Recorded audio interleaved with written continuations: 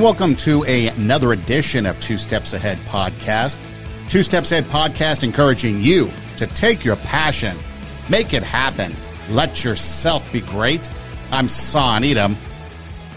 Now, coming up on the show, we're going to talk about a couple of things. We're going to talk about an exchange of good sportsmanship that has led to a lifetime ban for one of the participants showing good sportsmanship. Also, a lot of talk about Burning Man, which I guess makes it popular to talk about, even though I've had this plan for a couple of shows, just never got around to it. But we're going to talk about Burning Man a little bit later. But I want to start off with something that is a little bit more light, maybe fun, siding on the side of the macabre. As we roll into September, you start to see more and more people post on social media things about the fall. Fall memes. You get these leaves and pumpkins and pumpkin spice everything. And you've got people now starting to talk about putting up Halloween decorations. And so people are really getting into the fall time of year, or the hoodie weather.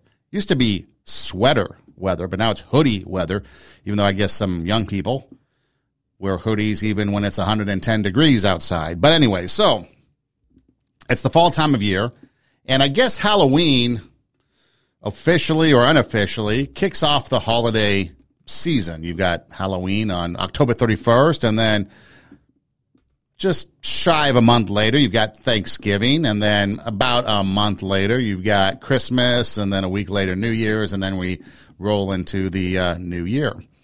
And obviously, you've got Veterans Day in there as well, and maybe you've got some other holidays that you celebrate, depending upon the religion that you practice, the faith that you have. And so, but again, it typically starts with Halloween as far as the festive time of year. Now, I like the fall time of year for a couple of reasons. One, college football kicks off.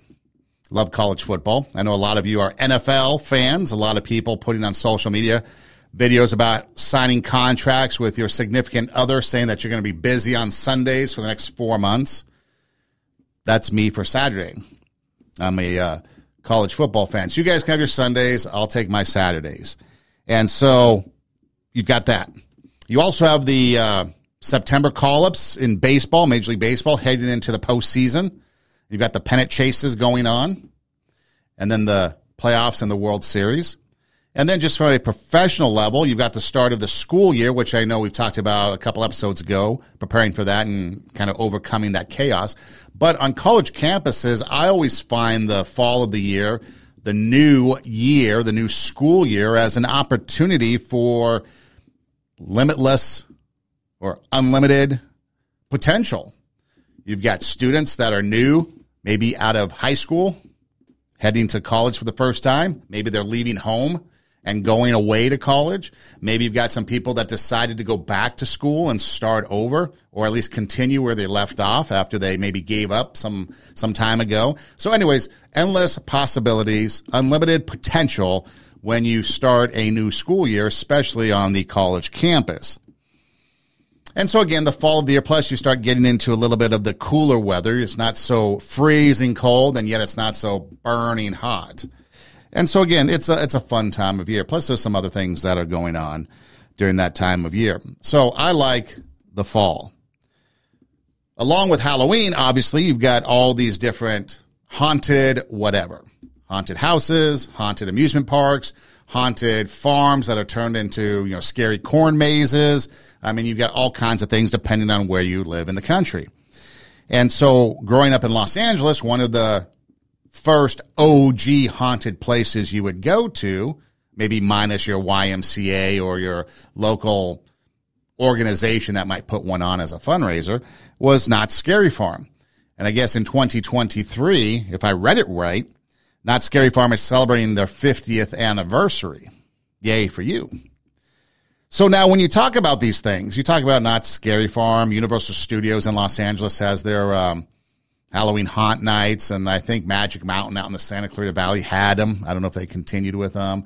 And like I mentioned, depending on where you live, your amusement park might have a haunted night or nights. If you live some other place, maybe, like I said, a farm turns into a scary farm, a corn maze turns into a scary maze, however you do it. And then, of course, you've got Halloween where you trick or treat. You got your costumes, you got your parties, you've got all kinds of things. You got your horror movies, all this good stuff going on. The idea behind it, though, is that we like to get scared. For some reason, that scariness that goes on at this time of year, we enjoy. And for some reason, being scared is fun. Why is that? Why do we like getting scared? Well, perhaps this video from Georgetown University, a professor, maybe gives us a little insight into why we like to be scared. The annual holiday Halloween centers around fear. Halloween costumes, decorations, haunted theme parks, and movies are all created and purchased with the explicit goal of scaring people. We usually think of being scared as a bad thing. So why do so many people spend so much time and money to scare and be scared every October? Fear is an ancient emotion we share with every other sentient species. In humans and other animals, fear is coordinated by a structure in the brain called the amygdala. When you hear or see or smell something that signals danger, information about the threat is sent to your amygdala very rapidly, in just a few milliseconds. Your amygdala then signals your body to prepare to escape by activating the sympathetic nervous system. Your heart pumps faster, blood gets pushed into your muscles, sugar is released for energy, your pupils dilate, and you feel a rush of energy. But of course, none of these sensations are inherently bad. They're the same changes we experience during very exciting or funny experiences too. The bad part about fear is the perception that something terrible is actually going to happen to you, when you know that nothing truly terrible is going to happen. Like when you're riding a roller coaster plummeting toward the ground, the rush of sensations you experience can be interpreted as fun and exciting, rather than unpleasant. People seem to actually seek out a range of intense experiences that are just slightly less intense than the maximum we can tolerate. Think of eating spicy peppers. The peppers people actually enjoy the most are those that are near the top end of the range of what they can tolerate. Of course, this range is different for everyone. So while some people seek out scarier and scarier haunted houses and theme parks every Halloween, others prefer to stay home watching only mildly scary movies and waiting for Halloween to be over. When it comes to the range of pepper, in my excitement, it's usually the black pepper sitting next to the salt on the table. You guys can have the rest. But that's what, in a nutshell, being scared is about. It's this sensation that goes off in our system that gives us this rush of whatever she said that makes it exciting, knowing that we're not going to perish or nothing bad's going to happen. So it has that element of like fight or flight, which is mainly the flight aspect that comes into play. But we know that we're going to be okay. Riding a roller coaster, it's scary. Going to a haunted house, it's scary. But for the most part, we're going to be okay. I've been to Knott's Scary Farm several times. I've been to all of them several times growing up, especially when you live in Southern California and you grew up in Southern California. It's just, you're going to get there. So I've been to Knott's Scary Farm several times, and my opinion of it is it's okay. I mean, if you want to get scared, that's fine. But the actors that are out there scaring people, they're going after the response. And the bigger the response you get as far as being scared, the more they're going to come after you. And usually that lies with the ladies. The ladies are the ones that are giving the biggest reaction to being scared. The biggest screams, the biggest, hiding behind their boyfriend or gathering in their group of friends and, trying to get away from it. So usually the actors are going after the ladies. Not too often will a guy give this shriek of a scream and then play into the hands of the actors getting scared. Now, naturally, like she just said, that fight or flight where you get jumped is natural. A lot of people say, I scared you because I jumped from behind a door and I scared you. Well, yeah, but that's natural. If you didn't jump, you might have a serious problem because that's the thing that's going to keep you alive in any type of situation. You're reflecting and trying to go into protect mode when something comes after you. So to me, that's not really scaring somebody. That's just implementing their flight or maybe fight mode. But again, when you get scared, that's what it is. And so usually you go after the ladies that are running around and, giving into it. I've had people come up to me and try to scare me, and I can't play into it and I don't get scared. So we have some dude in a mask with some fake chainsaw and he revs it in my face. I'm just not fazed by it at all. So I'm not the one. I'm the least of them to give into this. But I do like going to some of these things because you can take advantage of some of the rides and some of the other attractions that go on that you might not normally get to when you are doing a regular day at the park. For example, 2019, I believe it was, went to Universal Studios and their Halloween Haunt. Had a great time, a lot of fun. Spent a majority of the time on the rides like Simpson, Jurassic Park. Is there an Indiana Jones or is that Disneyland? Whatever it is, all those rides. Maybe it was the Mummy. Maybe the Mummy's at Universal Studios and the Indiana Jones is at Disneyland. But, going on those rides. And in fact, there was one time where we figured out where in Jurassic Park you have this drop where the camera was. And so we went a couple times to try to get that perfect picture, which we ended up getting. It was like the perfect picture at the perfect time. I mean, it's the best picture I've ever taken on a ride like that. And we finally got it. So we spent a lot of time doing that type of thing, having fun in the kind of non-scary part. We saw some performances, like I said, rode the rides, did all that stuff. Then we decided to head down to the back lot where all the mazes and everything are, the scary stuff is, and maybe try to participate in something down there. Now, to me, it wasn't that great because you spend over an hour in line waiting to get into a maze. And then for some reason, as you go through the maze, it's, kind of cool. But then you get into these dark rooms and then I get hit on the back of the head. And now I'm like dizzy, like literally something whacked me on the back of the head. And I've had that happen a couple times at a local, if you're familiar with the Burbank area, Burbank, California, the Burbank Mall, Media City Center Mall, or whatever its name is now. Before that was even open years and years and years ago, down where, I don't know what's there now, but it used to be Sports Chalet.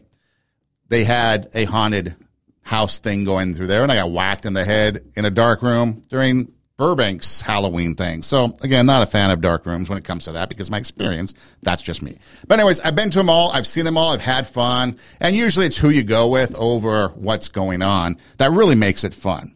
But you're there to get scared. You've got the scary mazes. You've got the rides. You've got the attractions, and it's all there to have some fun.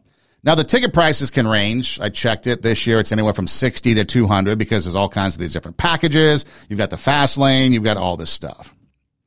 And again, people are looking for the reaction. And if you get a reaction, the actors are going to come after you even more because that's just how it is. And like the lady said from Georgetown, we like to go because it gives us something in our system that excites us through this fear mechanism, but we know we're going to be okay. And so it's another form of fun, another form of body stimulation that we enjoy. Okay. So going on the rides, going on the mazes, you do your thing. Now, Knott's Scary Farm, their 50th anniversary, they have come up with something called Scare Immunity. What is Scare Immunity? Well, for $14.99, you can buy a no-boo necklace. A no-boo necklace, or for those that don't want to be scared while at Knott's Scary Farm. The actors cannot deliberately scare guests when they have their necklace, when it's lit up and visible. So you can, for $14.99, become not a target of being scared. Now, Knott's Scary Farm, in case you haven't been there or you haven't been around an amusement park type theme of scariness, this is kind of what it's like. And if you're listening on the audio portion, it's mostly a video clip that I'm going to play. So you may at some time want to go over to our Rumble account or RadioWarp.com, click on the logo and watch the video aspect if you're interested in it, or just Google search it. But here is a little bit of a taste of what you might be able to expect when you go to a place like Knott's Scary Farm.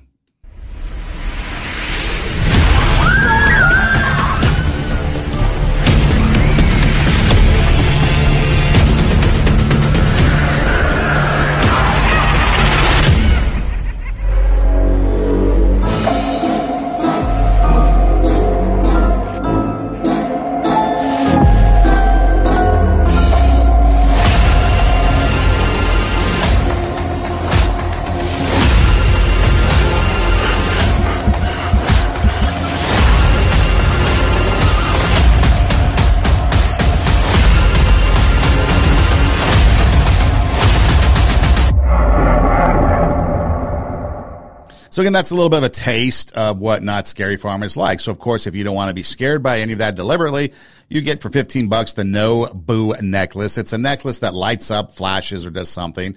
And when visible, it's very clear that you are someone that doesn't want to be scared. So my question, though, is if you are going to a place where the sole intent is to be scared or themed around something scary, why do you go if you want the No Boo necklace?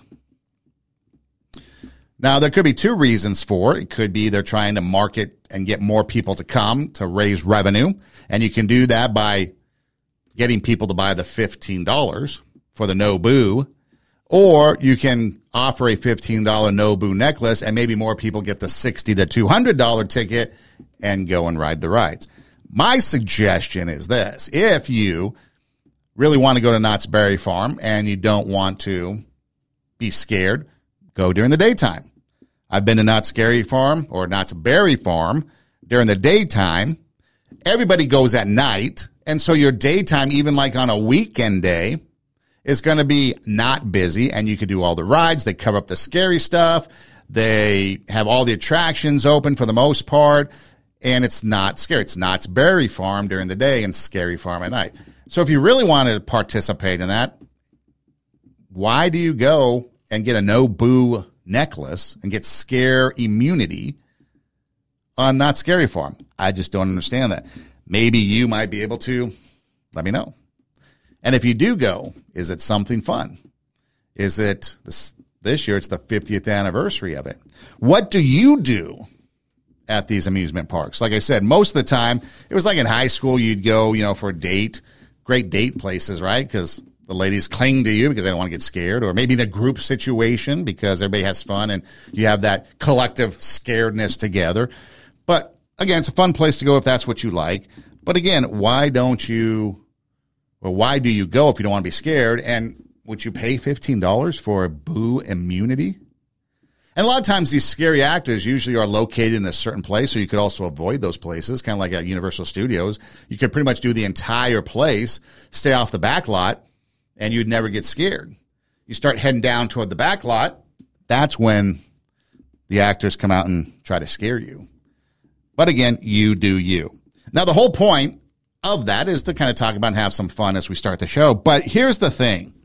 When you take a look at horror versus terror, okay, you're dealing with two different things. You talk about someone being terrorized versus Halloween Horror Nights or Halloween Haunt or horror movies. And Anne Radcliffe, she was a Gothic writer. Got to read some of her stuff as I was getting my master's in English. She did this thing called On the Supernatural in Poetry. And she basically talks about the difference between horror and terror and the significance of it, especially when it comes to the experience that you have. So I'll read something just briefly, and then I'll put it in layman's terms. So horror versus terror. Anne Radcliffe, again, a Gothic writer, has many novels out there of the Gothic nature. And in fact, some of hers, I went into one of those old-time bookstores that specializes in older books, and some of her books can be valuable, but they're highly sought after too, so who knew? But Radcliffe describes horror as the cheaper shock value version of the emotion. Horror is the fear of something concrete as experienced when one encounters a monster, a specter, or a scene of violence. Terror, on the other hand, is characterized by uncertainty and obscurity. It's the sense of anxiety and dread that comes from the fear of the unknown or the yet to come.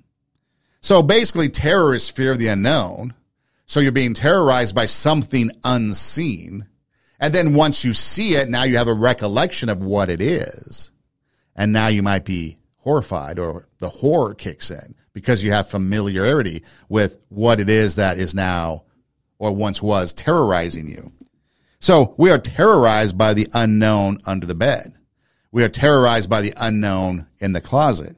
But once the boogeyman exposes himself, now it's horror. So basically it comes down to this. Terror will control our mind. Horror controls our emotion. And so as you go through what's to eventually become Halloween season, scary season, maybe you go to the Not Scary Farms or whatever you do to scare yourself into excitement and fun, keep in mind that terror controls the mind. It's the unseen that is terrorizing you. Horror is the concrete absolute that you see, and that is controlling your emotions. So happy Halloween. Burning Man is all the rage because apparently there's 70,000 people stranded on the playa as of our conversation right now. I wanted to talk about this because I knew at the end of August, the last week of August into the first week of September in the year 2023 was going to be Burning Man. And I wanted to talk about Burning Man for a couple of episodes, but every time I sit down to put together a show, I start with an idea, and then as I do research and it takes me to this story and that story, other things come up, and then at the end, most of the time, the idea that I started out with never is what I do the show about. It's always some other show that comes out of it. So I thought, well, now since everybody's talking about Burning Man, I'll dust it off and bring out the story that I was going to talk about. Started in 1986, in case you didn't know. And basically, it's a big thing out in the desert of northern Nevada, in case you don't know what it is. It's about 100 miles north of Reno. And you've got a bunch of people, like I said, 70,000 people apparently stranded right now that head out to Black Rock Desert, and they create basically this city, a city that will basically be associated with sex, drugs, and expression, according to the website. Apparently anybody can attend to this thing. Now, real quick, there's a couple of things that you need to know as far as the rules if you're going to go. There's radical inclusion, which means everyone is welcomed, even kids. Gift giving, it's unconditional. So instead of money, you might, if you need something from somebody or whatever, the need, or you feel like doing something, you can give gifts. There's no corporate sponsorships. It's completely self-reliant. You have to rely on your own self. You have to bring in your own water, your food, all that stuff. Self-expression. The whole thing is on self-expression. It's communal effort. So you're collaborating, social networking, maybe getting together with groups and stuff. And I'm sure right now there's a whole lot of communal effort going on trying to survive. You're supposed to have civil responsibility, which everybody's supposed to be responsible for themselves, I guess. And then you're supposed to leave no trace and clean up after yourself. Now, besides the fact that Burning Man is Burning Man, one of the things that kind of exploded onto the mainstream about Burning Man many, many, many years ago was that leave no trace behind. You're supposed to clean up after yourself, pack in, pack out.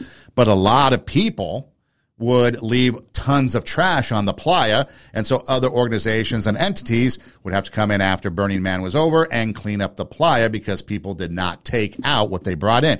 You would find all kinds of bicycles. You would find all kinds of other type of garbage that was left behind, maybe artwork, because there's all kinds of artwork that people do. I mean, it's a whole thing. Now, if you don't know what Burning Man is, or you have no sensation of what Burning Man is, and all you now think of perhaps is videos you saw on social media about all the mud and everything that was going on, or maybe Chris Rock getting a ride out of the back of a pickup truck. If that's all you've seen, again, here's just a brief clip of a highlight from a past Burning Man. And again, if you're listening on the audio version, you might want to jump over to the video version and take a peek or do your own internet search. But again, here's kind of a recap, a brief recap of some of the things that goes on at Burning Man. A place untamed by our wildest imagination.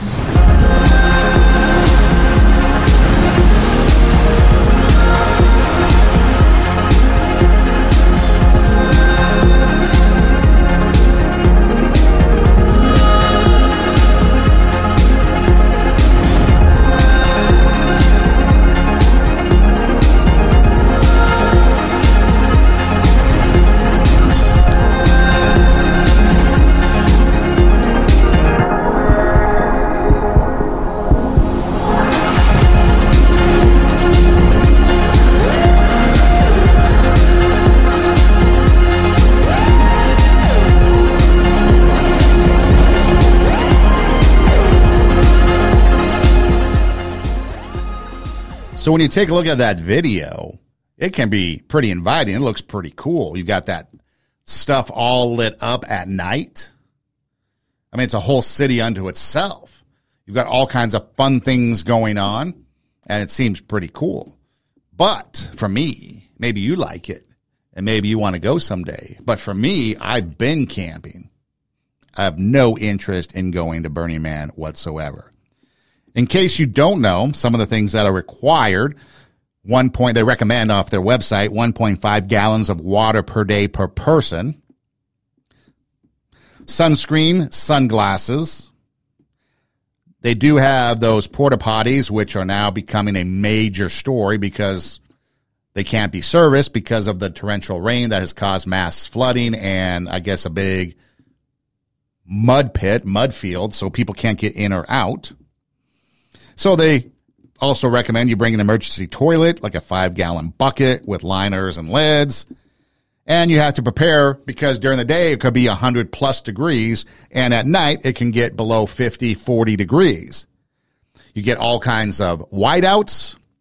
And I put rainstorms, and hey, look, we have a rainstorm that has hit through the playa and stranded 70,000 people. So that's the reality of it. The other thing, too, is that apparently the dust on the playa is one of an abrasive in nature. I mean, you can get, it's not just your normal, like, soil. It's like some dirt that is abrasive, that cuts you. So there's harsh conditions.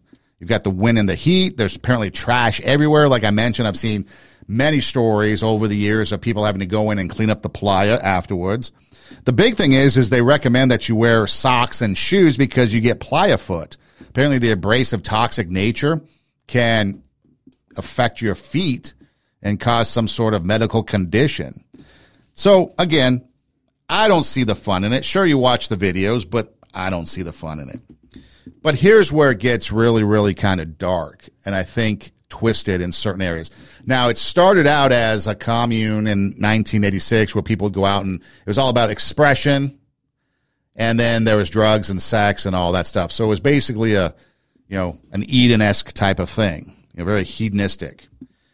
Well, from there, it became very popular. So now a lot of celebrities go, a lot of TikTokers and influencers. Everybody wants their pictures to be known and all this stuff. But here's the thing. So you've got a thing there called the Orgy Dome. You've got BDSM dungeons. You've got a human car wash. You've got constant nakedness. And now they have, apparently this year, they had an airplane where you can get involved in the Mile High Club and use your imagination if you don't know what that is. So my thing is, what kind of person, and I'm not judging, I'm just curious. Because first of all, take the camping situation. I guess I've seen videos of people in tents. I've seen videos of people in like RVs, campers, van conversions, all type of living conditions. But again, and I've seen showers. They say there's showers there, but basically you fill your little bucket up with water, and then there's like a little hose thing that I guess has some sort of suction pump. When you turn it on, then it dribbles out the spout. My shower is like I flood my bathroom every time I shower because it just pours down on me. That's the shower that I take. So I am not going to go to the playa because they've got showers. Nor am I going to use the porta potty when there's 70,000 people using the same porta potty. I'm completely grossed out by this entire thing, to be honest. But people like this. But again, the Orgy Dome. So again, a lot of sex involved with it. The human car wash, you can use your imagination on that. The planes for the Mile High Club. And you've got all this stuff going on. And again, when the founders, I guess, Larry Harvey and Jerry James back in 1986 started this, it became associated with expression, sex, drugs, and then some art. And like the video showed, there's some pretty cool things that are going on there. Some pretty talented people. But if you're going specifically for all this, could you imagine the potential hazard to you that you might be facing? I mean, just think about the Orgy Dome. Okay, now they say that you have to have consent for every single thing that you do, every step that you do. But just what about the hygiene that's going on there? I mean, I've read some testimonials. They weren't salacious testimonials. They were just on a, normal kind of newsworthy, website. maybe like Huffington Post or something. It wasn't that one, but, something like that, Salon or Slate, whatever. And then they're giving their testimonials about what's going on, describing some of the interaction. And I'm like, the fantasy is always going to be 1,000 times better than the reality. And then you've got people that haven't showered in forever. You've got people using the same mattresses as others. I mean, I just don't get it. And then you've got some other things going on where apparently, well, here's the thing. Side note real quick. Because, again, you have to be careful of what you read, because here's one thing. So the rain came down, and they closed out the playa. 70,000 people are trapped. No one in, no one out, is what they said. Then, all of a sudden, you start to see reports on Twitter that the CDC came in and that there's an outbreak of Ebola, and that's why the whole thing shut down. And now this Ebola rumor has spread on Twitter or X or whatever it's called now. And a lot of people are thinking that there's an Ebola outbreak on the playa. Doesn't seem to be true. It's the rain, the mud, all this stuff. But that's why Twitter and social media can be so dangerous, because you have something, a platform that many people look to as gospel. And when you have something like Ebola on the playa at Black Rock City for Burning Man, people start to buy into it and spread it, and this thing goes. I watched and we've talked about it before, but a documentary on the Social Dilemma, I think it is, on Netflix, and it talks about how kind of misinformation or lies spread 6 times faster than the truth because people like that salaciousness. But again, you've got that. So you do kind of have to be careful, because I was going to say was then you have a lot of reports of other types of diseases that, are transmitted amongst each other in their, adultness and their adult entertainment, their adult fun. You've got other types of illnesses. They've got a whole medical tent and stuff like that. But I ask, why do people want to go to this?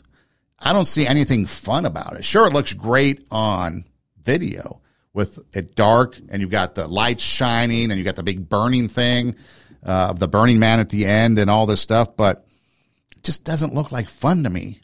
Going out to the desert where it could be 120 degrees at night or in the daytime, and then at night it drops to below 40, and that's what's happening now. People are freezing. Trash everywhere, dust and dirt everywhere, dirtiness everywhere. And then what kind of food are you eating? I just don't get it. But I guess every year people will get out there and they will go do it. But then what about the depravity when you think about lives being shattered? I talked about this on an episode a couple podcasts back. At the start of every college school year, you got the fraternities and the sororities and the partying and all this stuff going on. And a couple years ago at the University of Nebraska-Lincoln, on the first Friday night, school hadn't even started. School starting Monday. The Fiji House, which was, I guess, a fraternity, there was a rape that took place. So a young gal, 18 years old, hasn't even taken her first class, and she's already raped on a college campus. How many lives are destroyed on weekends at a college campus, on a college campus, because of fraternity and sorority parties? How many lives are destroyed here because of whatever goes on that's not reported, even though consent is supposed to be a big thing? How many people come back with a disease? How many people come back with some other form of sickness? And why would you want to expose yourself to that? We just got through the pandemic, and now all of a sudden everybody's just back to whatever. And there's things worse than COVID that you can catch that is life-altering, life-changing. I mean, back in 2019, apparently there were 58 arrests for sexual assault. That's just the fact, okay? That's a lot. A lot of lives that are affected, at least the victim and the perpetrator. So 58 times 2, and now you've got 116 people, lives destroyed when they set out on the playa to have fun. So why would you want to expose yourself to stuff like this? What kind of mindset does it take? I know people might say, oh, you're just a prude, or you're just trying to be this or that, or a negative Nelly. But no, what fun is there when you're exposing yourself to a lot of potential hazards? And now you've got the rains, and you got 70,000 people cut off. And they say shelter in place, conserve food and water, because it might be a couple days, before they get to you when you get this report. and you've got this abrasive nature of the desert. I was watching a video, Woodstock 99, perhaps you've seen it. And that's what it reminds me of, is the rains came and the food supplies, water supplies. I mean, the whole thing just became a tragic nightmare. And it ended, apparently the whole thing ended prematurely because one of the nights there was a rave going on. And apparently it took place, that's maybe like at an Air Force base that was abandoned or something like that, because there's big hangars and places that people would go to have raves at night. And apparently the night that it all ended, a van rolled in, the doors opened, and there was a 14-year-old being raped inside the van, and they had to cut the music, cut the rave, and the whole place started to riot and became a train wreck. But that's the type of thing that you're going to experience when you go to some of these things. You've got the drugs. You've got the booze. You've got a heightened sense of whatever that the amygdala is getting you, because we talked about fear and how that gets us going, right? Well, what about the sex side of it? What about this excitement and what your body is doing? And you can easily get away with all kinds of things if you really wanted to. And so it goes back to, do you really want to set yourself up to be in a place where something could happen to you, even though your intentions are good? And on that Woodstock 99, there were several people that were underage. Well, I shouldn't say several people, but there was one gal who I guess was underage when she went, and she was one of the people that was giving her experience on the documentary, and she was sharing a lot of things that she shouldn't have been exposed to. So it makes you wonder why people want to head out there and be a part of this and take part in something that can be so tragic and so life-threatening. And they've had it before. I mean, you had Woodstock originally, and then Woodstock 99, and then apparently there was like a fire festival where something went down. I don't even like going to Coachella. I'll never go to Coachella. I'll never go to any music festival in general, just because I don't trust the other person in these situations. When something happens, it's hard to trust the other people. Now, humans are great at coming together when it's a disaster of some sort, and I'm sure that the people that rely on, according to their rules, their 10 rules of Burning Man, communal effect and civil responsibility and gifting and radical inclusion, that they're going to try to work together to survive, get the things they need. But the conditions there aren't going to be great. Why would you want to expose yourself to that? I guess that's a question that you'll have to answer. Again, not judging, I'm just asking. Would you do that? Would you want to go out there and be a part of that? I don't even like camping to begin with, to tell you the truth. I can tell you some stories about camping that are tame, but still just not enjoyable. But again, that's going on. And you've got people exposing themselves to potential harm. But the question I'd mainly ask is, if you go to Burning Man, you have all these great intentions of having fun, self-expression, art, maybe engaging in the adult fun that is obviously advertised with the orgy dome, the sex plane, the BDSM dungeon, the car wash, which isn't a car wash, it's a human body wash, if you know what I mean. And so again, you're setting yourself up for all kinds of things to happen to you. And we know life is precious and life is valuable and life is short. But now what happens when a situation becomes life-threatening? When your life is changed because fun went too far, and now people aren't having fun anymore, and now your life is radically changed. And that could be in any case, any weekend. You're out at the bar with some friends drinking a little too much, decide to drive yourself home. Whatever it is, got to be careful, got to be responsible, got to take care of life, because it goes so quickly. John Mellencamp, the OG Cougar, making some headlines. The author of the songs, the artist of the songs, like R.O.C.K. in the USA, Pink Houses for You and Me, Hurt So Good, Jack and Diane.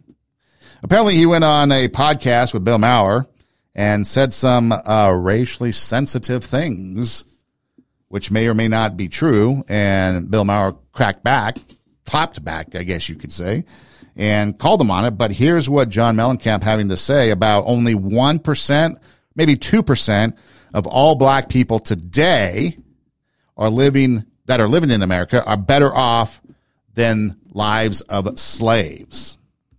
I wrote a song that I never recorded because I felt it was wrong, but it was called From the Fucking Cotton Fields to the Plague Fields.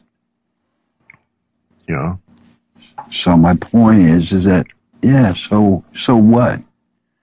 I would say that us white people love to have black people entertain us. I would say that the playing fields are a lot better than the cotton fields. That's what I would say about that. Maybe I'm crazy, John, but it seems like making no money as a slave picking cotton was not as good as playing left field for the Yankees.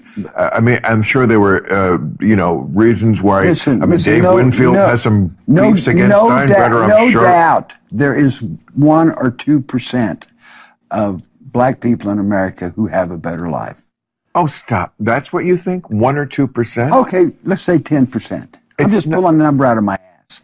It is that. That's where it belongs. Hey, I just pulled a number out of my ass. I know, but I'm telling you, that's just not true.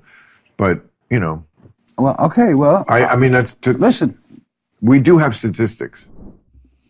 Not good for Bill Maher for pushing back, because that's the type of thing where someone like John Mellencamp, formerly known as John Cougar, the original Cougar, Mellencamp, would put something out there and people would just run with it. Say only 1%, maybe 2% of black people are better off today than slaves, which is obviously not true. And just like Ebola at Burning Man would spread through Twitter or X or whatever they're calling it now, something like this, if not pushed back upon, would spread like wildfire over the same platform. Now all of a sudden people are calling for or repeating this information, and it's completely not true. And like you said, he just made it up. He just pulled it out of his backside. But yet people will still take what someone like him will say and run with it. And they'll be like, oh, see, this is what's true. When it's really not. In fact, it's false. And there's a lot of that going on in our country. A lot of false narratives that people are preaching as true. I'm telling you, man, that X or Twitter, that is the most toxic place on the planet. You go there and it's just a bunch of lies. It's just a bunch of self-promotion that are lies. I mean, it is the worst place. It's the worst name calling. It's the worst trash talking. It is the worst place. Elon Musk might be better off just yanking that thing. He's rumored about it. He's talked about it a couple times. If Twitter went away, I would not care, because it is one of the worst places on earth. There was a lot of toxicity going on by everybody on that place.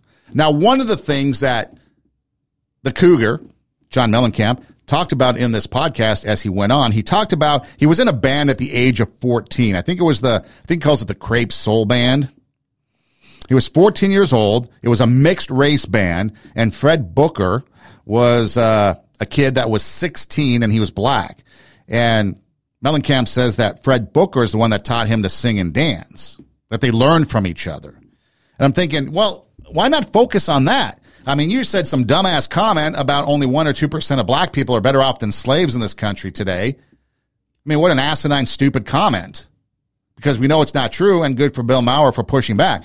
Why not focus on this? Hey, look, I had a mixed band race when I was 14 years old, and it affected how I live life because I was able to see what the other side is like. John Mellencamp is all against rap lyrics because it's degrading, it's derogatory. He hates the use of the N-word in rap lyrics. He thinks it's deplorable, that nobody, even black artists, should be saying it.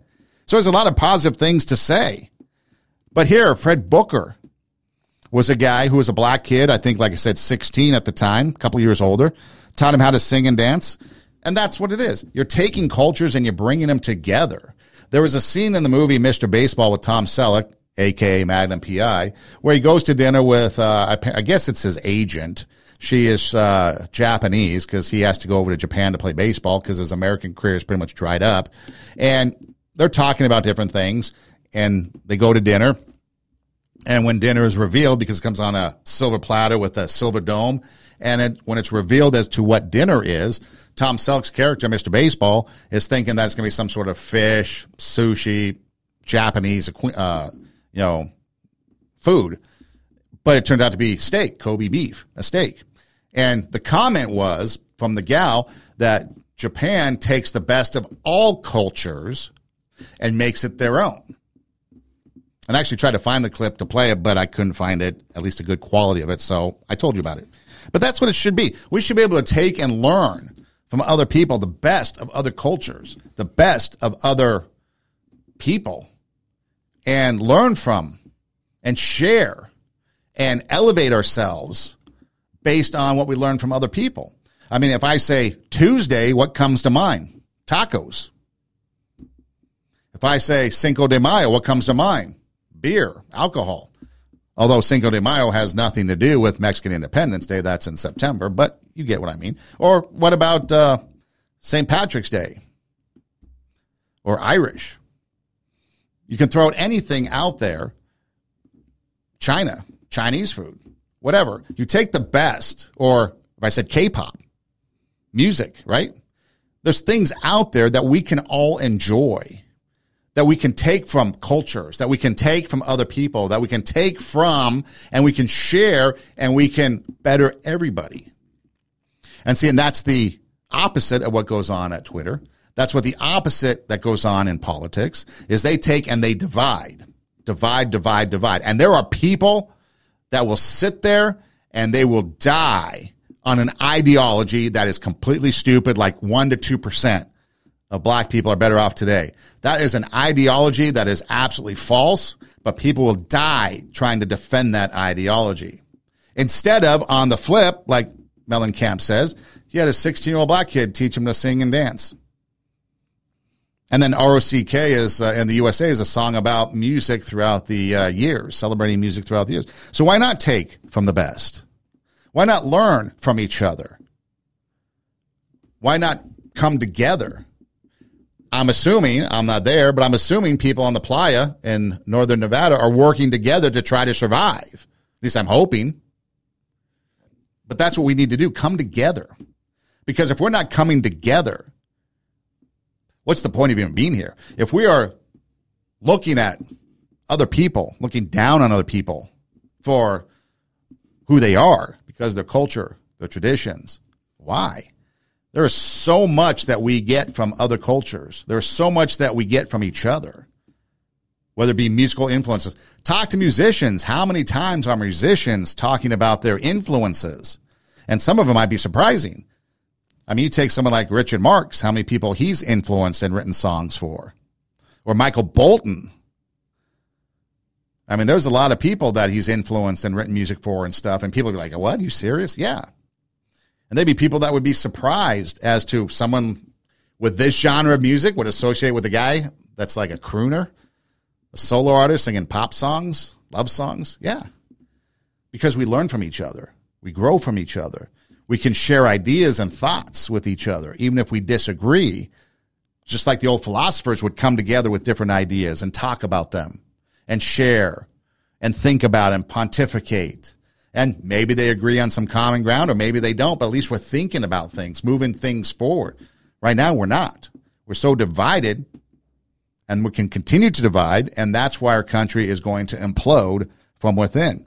Another example, Iran. Apparently there was some weightlifting contest somewhere in the world, and apparently a weightlifter, competitor from Iran, I guess he finished second in some weight class, and then an Israeli finished third, so they were on the podium together. In fact, before I get any further, let me play the video clip that kind of sent the Middle East ablaze.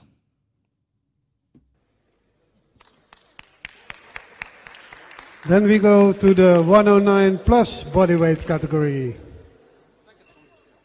We have the third place. A bronze medal goes to Poland, Polska, Karol Duskał.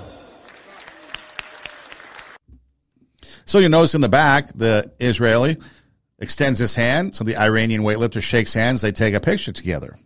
Well, apparently now that Iranian weightlifter has been banned from competing and being a part of and participating in and showing up at any weightlifting facility in Iran because he shook hands with an Israeli. Now, every single good sportsmanship, anything that I looked up, whether it be a list, whether it be an article, whether it be an expert I listened to, all of them say good sportsmanship includes shaking hands with your opponent. There's other aspects to good sportsmanship, but good sportsmanship includes shaking hands. Now, the Israeli finished third. The Iranian finished second. The Israeli reaches out, shakes hands, and now the Iranian is in big trouble. And he can't participate. He's banned for life because Iran doesn't recognize Israel, and all contact between Iranians and Israelis is prohibited. Apparently, he is banned for life because of an unforgivable discretion. Unforgivable discretion. He shook hands with an Israeli. That's unforgivable. He crossed the red lines of the Islamic Republic. How bad of him to shake hands. I mean, really, Iran? That is what's bad? Not all the other things that you're doing? But shaking hands with an Israeli is the worst that you can do? Now, there was a chess player that apparently got in hot water somewhere along the lines, and he defected, became a naturalized French citizen. So I would hope that perhaps this Iranian can defect and somebody, another country, accept him so he can continue weightlifting. Because how despicable can it be for someone to ban you because you show good sportsmanship and you reach out? That's just crazy. But that's where we are in this world. That right there is an example of what our country is becoming. Republican, Democrat, liberal, conservative, Christian, non-Christian, whatever it is. It's becoming that. Your association with that person is now making you ostracized. I wouldn't be surprised if there comes a day where if somebody posted something on Truth Social, which is Trump's social media, that you get arrested for that because you were associated with something that Trump was associated with. Or if you write something conservative on Twitter, that the police come after you. That's where we're getting in this day and age. Because you've got a weaponization of things going on, and it's no different than Iran blacklisting this guy, saying he did an unforgivable discretion, and he crossed the red line of the Islamic Republic by shaking hands with an Israeli. Because the upper echelons of Iran hate Israel. Unbelievable. And then, of course, there's been other things. I mean, not too long ago, back in 2022, an Iranian female rock climber got in trouble because she competed without her headscarf on.